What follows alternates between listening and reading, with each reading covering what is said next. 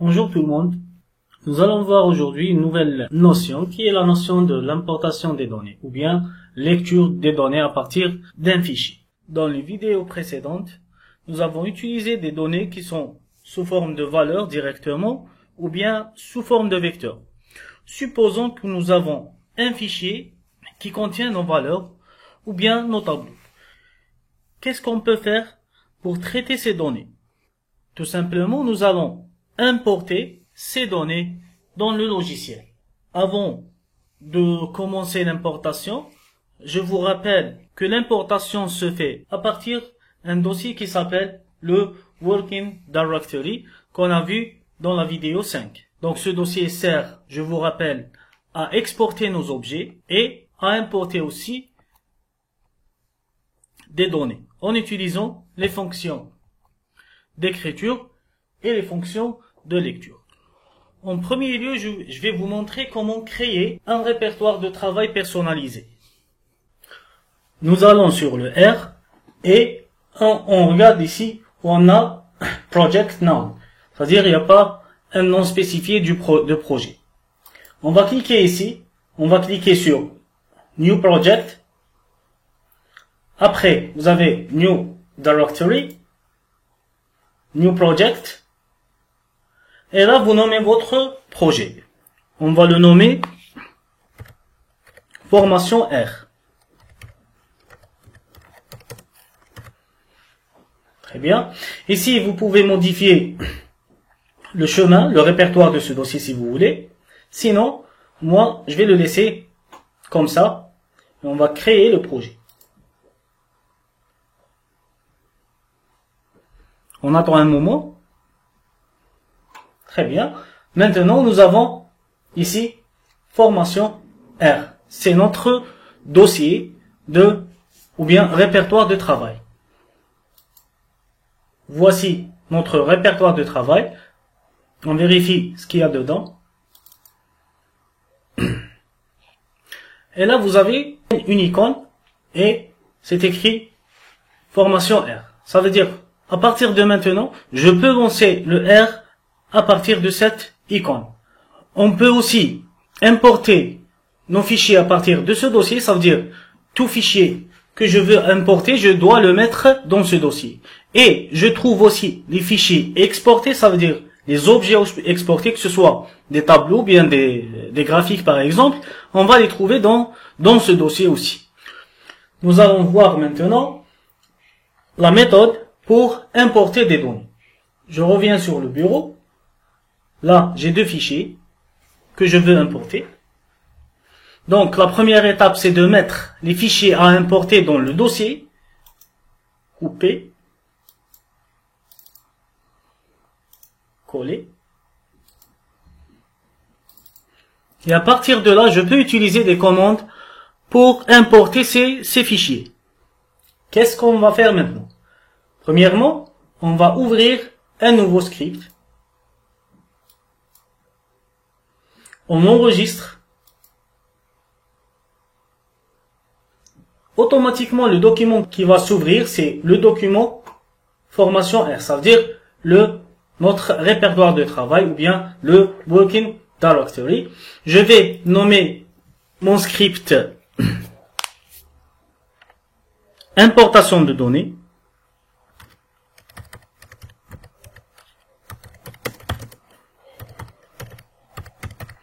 J'enregistre et je commence à rédiger mes commandes. Là, je commence juste par une ligne qui va pas s'exécuter. On a déjà expliqué ça dans la vidéo numéro 4. Et la première fonction, ou bien la première commande, va nous permettre d'importer ce fichier. Avant de l'importer, on va voir ce qu'il contient. On commence par Data File 1. Et je remarque qu'on a des données qui sont séparées ici par des espaces. Donc, chaque ligne contient 3 valeurs. Juste pour vous rappeler, c'est les mêmes données qu'on a vues dans la vidéo précédente.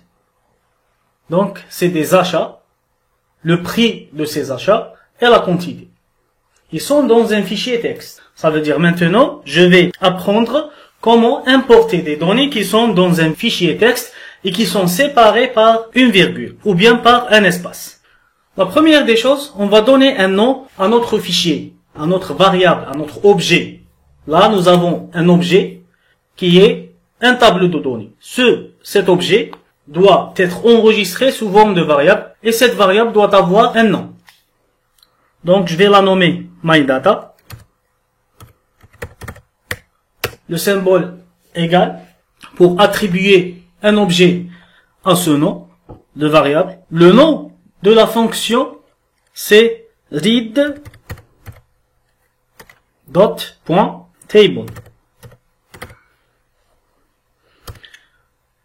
Qu'est-ce que je dois mettre comme argument? Le premier argument, c'est le nom de mon fichier. Je vérifie. Le fichier s'appelle datafile1. Je reviens sur le R et j'écris ce nom.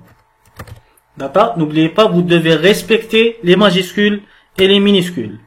Data, espace, file, espace, 1. Sinon, vous pouvez directement copier et coller le nom du fichier. Ce fichier a quel format? Il a le format texte. Donc, c'est TXT. Le format texte, c'est quoi? C'est tout simplement quand vous avez ce type de fichier, un bloc-notes. Je reviens sur le R. Je continue. Ça, c'est le premier argument, le nom du fichier. Le deuxième argument, header. Header, ça veut dire quoi? Tout simplement, c'est les en-têtes. Est-ce que mes données contiennent des en-têtes ou non? Je vois très bien que là, j'ai achat, prix, quantité, et après, j'ai les valeurs. Ça veut dire, la première ligne est considérée comme en-tête de mon tableau. Donc, true, majuscule. Pour ce premier fichier, je me contente de ces deux paramètres. Je laisse les autres paramètres par défaut, tels qu'ils sont. Pour exécuter une commande, on a vu dans la vidéo numéro 6 que je dois passer par cette option run. Ça veut dire exécuter. Pour exécuter, soit on sélectionne, soit on met le curseur sur cette ligne.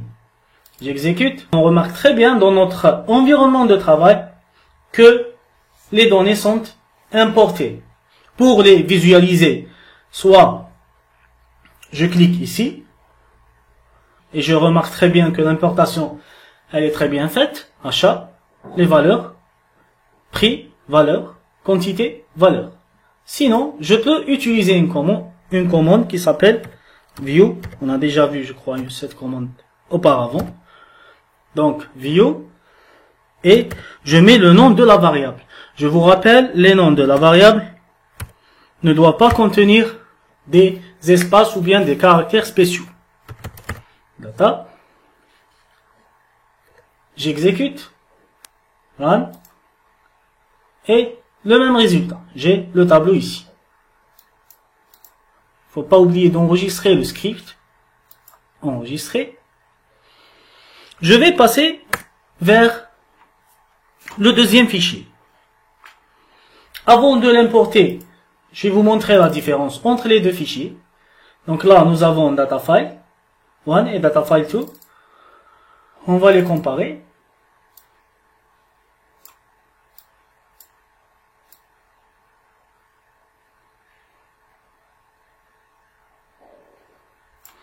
Nous remarquons que ce sont les mêmes données, mais c'est quoi la différence? Là, les valeurs sont séparées par des espaces. Par contre, ici, ils sont séparés par des points-virgules. Donc là, on appelle ce paramètre le séparateur de champs. Je reviens sur le R et je vais voir ce que je dois modifier pour pouvoir importer ce deuxième fichier. Donc, c'est pratiquement la même commande. Juste pour organiser notre travail, on va mettre une légende. Donc, importation d'un fichier qui est en format texte, toujours, comme le premier. Et les données sont séparées par des espaces blancs, mais par des points-virgules. Qu'est-ce qu'on doit faire? C'est la même fonction qui nous permet de faire ça. Donc, CTRL-C pour copier. Et là, CTRL-V pour coller. Je modifie le nom de la variable en ajoutant un numéro par exemple. Donc nous avons data, MyData, et là, on va mettre MyData 2. Vous pouvez mettre le nom que vous voulez. Là, j'ai le nom du fichier, je dois le modifier parce que le nom c'est MyFile ou bien DataFile2. Et je laisse header tel qu'elle est, mais je dois ajouter un autre paramètre. Pour ce faire, je mets une virgule pour séparer les paramètres. Je mets SEP. Ça veut dire séparateur ou bien séparateur en anglais. Égal. Et je mets ce paramètre entre guillemets, toujours. C'est quoi le paramètre? C'est quoi le séparateur de champ que je dois mettre ici? Ou bien la valeur de ce paramètre? C'est le point virgule. J'importe. Et je vais avoir exactement le même résultat parce que ce sont les mêmes données. La différence c'est quoi? C'est le séparateur seulement. Donc, si vous utilisez d'autres logiciels pour traiter vos données, pour saisir vos données, chaque logiciel a un format donné. Si le format, plutôt, a un séparateur donné. Parfois, on trouve des séparateurs sous forme d'espace, comme on a vu ici, dans le premier fichier, et parfois, c'est des points-virgules. Donc, ce paramètre dépend de votre fichier. Ce paramètre séparateur, par défaut, c'est un espace. Donc, on n'a pas mis ici le paramètre parce que, par défaut, la fonction, son paramètre est, le paramètre séparateur, c'est espace blanc. Pour importer un fichier Excel, je dois l'enregistrer sous format CSV.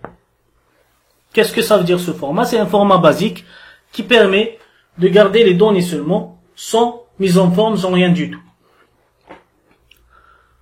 Pour faire cela, je dois enregistrer ce fichier sous forme de CSV. Enregistrer sous donc bureau. Et là, je vais mettre un nom.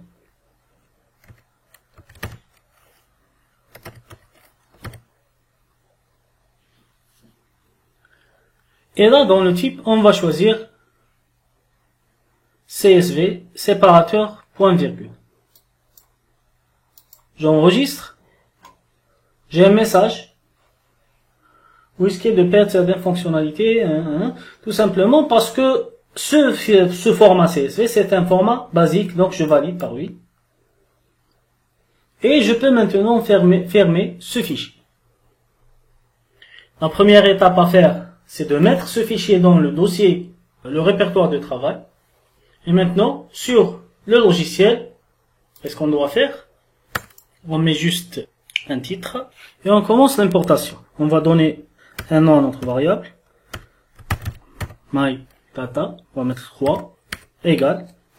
La fonction qui permet d'importer un fichier CSV, c'est la fonction read.c minuscule bien sûr, CSV 2.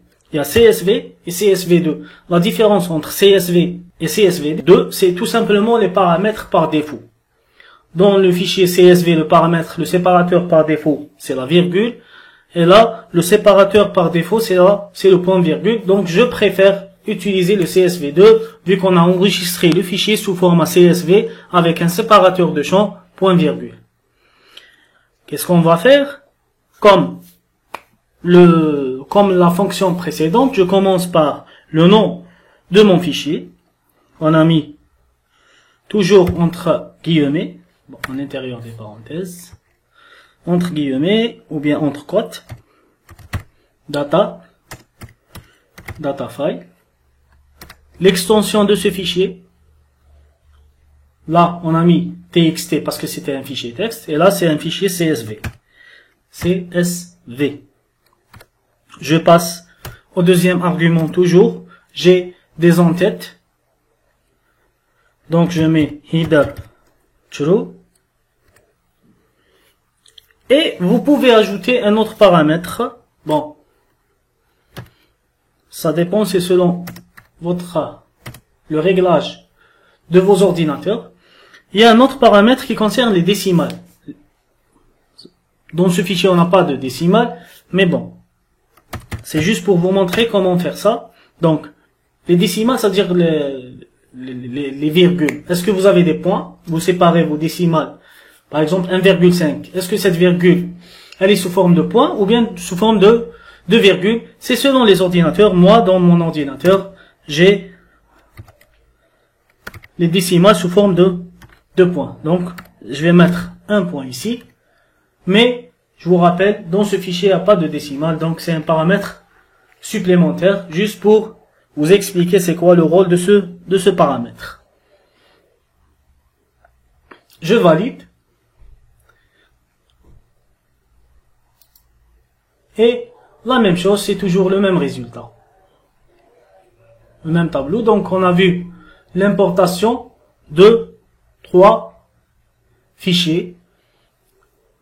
Les deux premiers sous forme de, ou bien de format texte. Et le troisième, c'est le format CSV. Maintenant, je vais vous montrer une autre fonction. Cette fonction vous permet d'importer vos données à partir de n'importe quel répertoire. Bon, parfois c'est utile, mais moi personnellement, je préfère utiliser un répertoire personnalisé. C'est-à-dire, je mets tous mes documents à l'intérieur d'un seul dossier et les sorties, c'est la même chose. Là, si vous n'utilisez pas souvent ce logiciel, vous pouvez utiliser cette fonction qui vous permet d'importer, je vous rappelle, vos fichiers de n'importe quel répertoire. Là, je vais importer un fichier CSV. Donc, quand je lance cette commande, je vais avoir une fenêtre flottante qui me permet de choisir d'autres emplacements directement. Donc là, je peux chercher un fichier qui est dans Documents ou bien dans n'importe quelle partition de mon ordinateur. J'annule. Bon, quand vous annulez, vous aurez un message d'erreur qui va vous indiquer que le fichier n'a pas été choisi. Je vous remercie et je m'arrête là pour cette vidéo. Si vous avez des questions, vous pouvez me laisser des commentaires. Merci.